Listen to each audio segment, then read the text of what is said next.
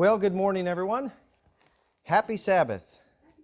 It's wonderful to be here with you all today. Who here has had a trouble-free life? Raise your hand. No trials, no tribulations? Raise your hand. Who's had a perfect life? Nobody? I didn't think so. You know, this life is meant to have at least some difficulties. You just hope it isn't so much that you can at least bear with the problems that are swirling around you.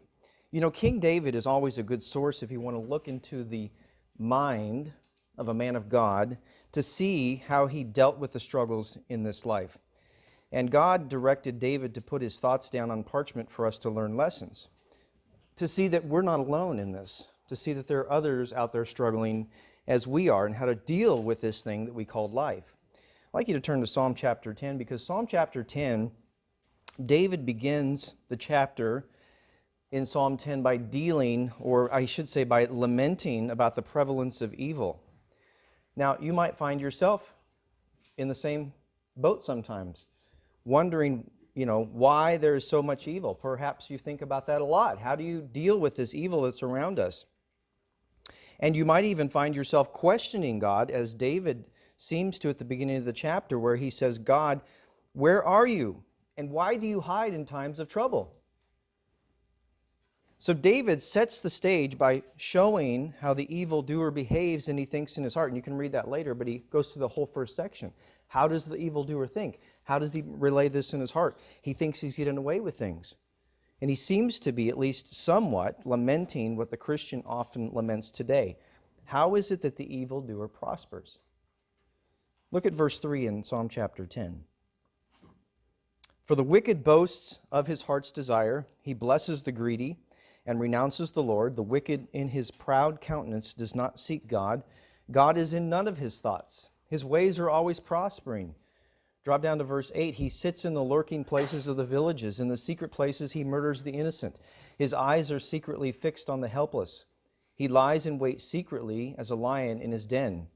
He lies in wait to catch the poor. He catches the poor when he draws them into his net, and so he crouches. He lies low, that the helpless may fall by his strength.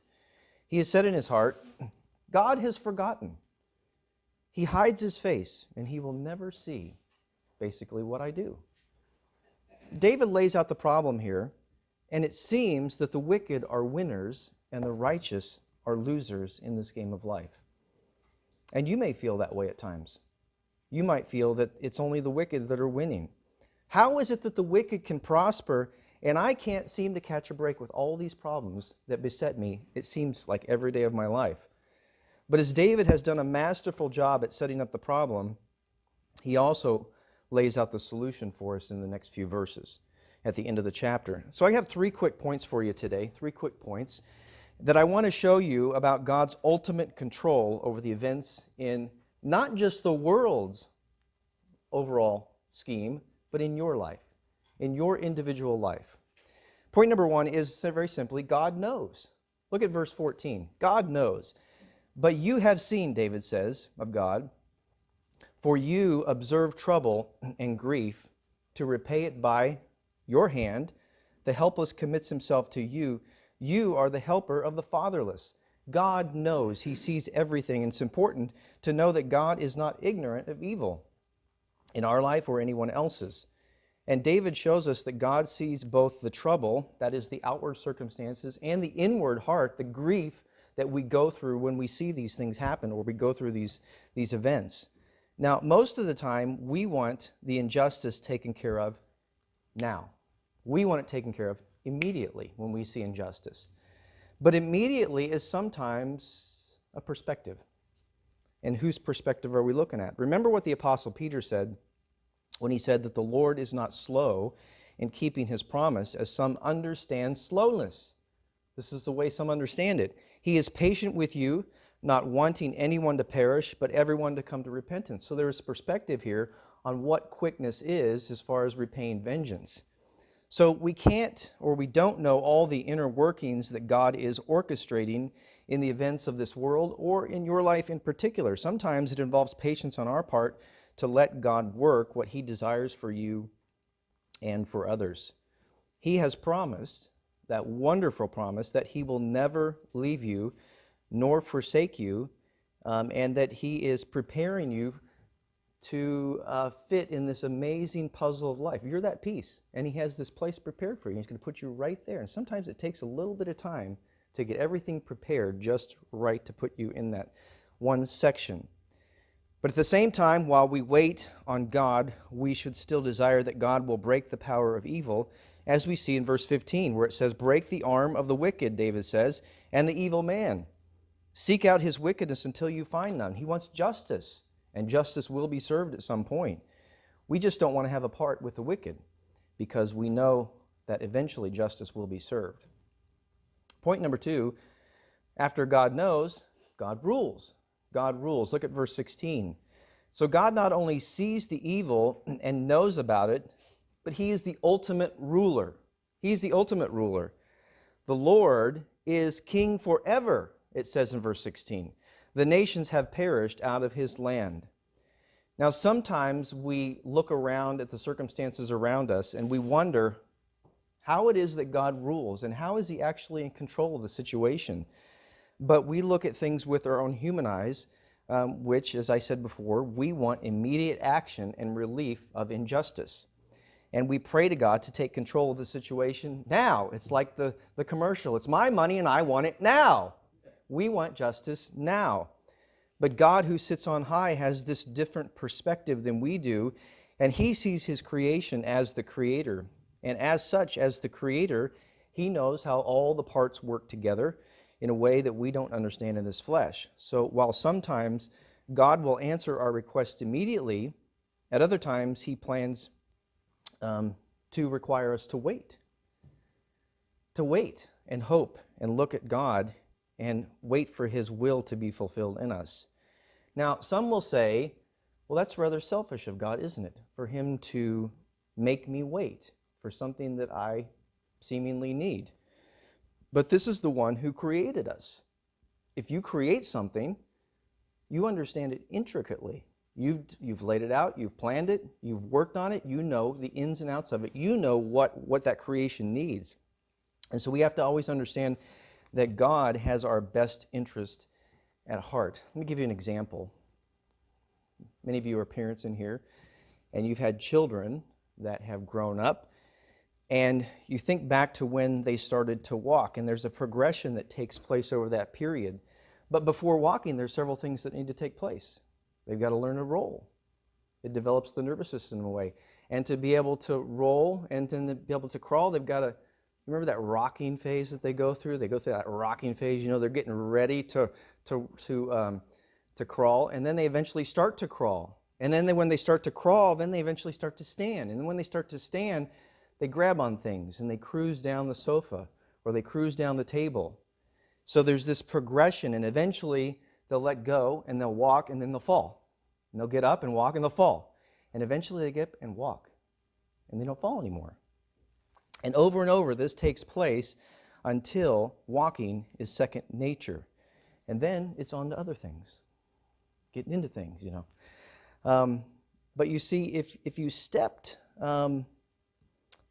let's say that you stepped into the situation there and you decided, you know what, I want them to crawl faster. I'm going to move their limbs for them because maybe I'm going to help them. You didn't help them at all. You didn't help them do anything. You didn't help them to be able to walk faster. You didn't help them to crawl faster. You didn't help them to roll faster. They wouldn't have developed properly. What if you'd taken the obstacles out of the way? What if you took the table and you moved everything out of the room? You took the sofa. Now there's nothing for them to be able to maneuver around. There's nothing for them to hold on to be able to learn how to walk. You've taken all those things out of the way when they need them there to be able to walk and eventually to run. And God does that for us as well. Sometimes it takes a little bit of time for us to develop what he wants from the difficulties and the struggles as he uses the evildoers for his purposes. And sometimes he wants us to draw closer to him in relationship because of the trials that we go through. Now, he doesn't want us to have a relationship only when we need something. Imagine if your children came to you and the only time they talked to you was, hey, I need money, or hey, I need this, or hey, what kind of relationship would that be? Very selfish relationship. So we have to develop a relationship with God that is founded in love and not selfishness. So God rules over his creation, but he wants us to allow him to rule over us as well as living beings. And this means accepting his will for us and letting God unravel the answers to our prayers in his time. And number 3 is this, finally, God defends. God defends and eventually serves justice. In verse 17 and 18, ultimately we know that God will answer prayers and take care of those who love him. Verse 17, Lord, you have heard the desire of the humble. You will prepare their heart. You will cause your ear to hear and to do justice to the fatherless and the oppressed, that the man of the earth may oppress no more. It is the one in relationship with God, the one that is humble, the one who will come to him without armor on, without a spear in hand, the one that will come to him weak and defenseless and naked before God. That is the man that God will honor and will make strong before your enemies. As Paul said in 2 Corinthians chapter 2, verse 10, and I'll just reference this. This is why, for Christ's sake, I delight in weaknesses and insults and hardships and persecutions and difficulties. Paul said, for when I am weak, then I am strong, because God will defend us. You see, the strength doesn't come from us, as strong as you may feel at times. Physically strong or even mentally strong, being spiritually strong comes from God himself, God in us. And he will control the uncontrollable in your life, and he will defend the defenseless, and he will be a father to the fatherless. In verse 18, we see the outcome of the Lord as our defender. As it says, the man of the earth will oppress no more. You think about all the oppression that goes on today in this world. The man of the earth will oppress no more. It will end. It will come to an end, and the end result is God's justice. We live here among this world now, but we're not a part of it. The old man is of the earth, but the new man is from above and is spiritual.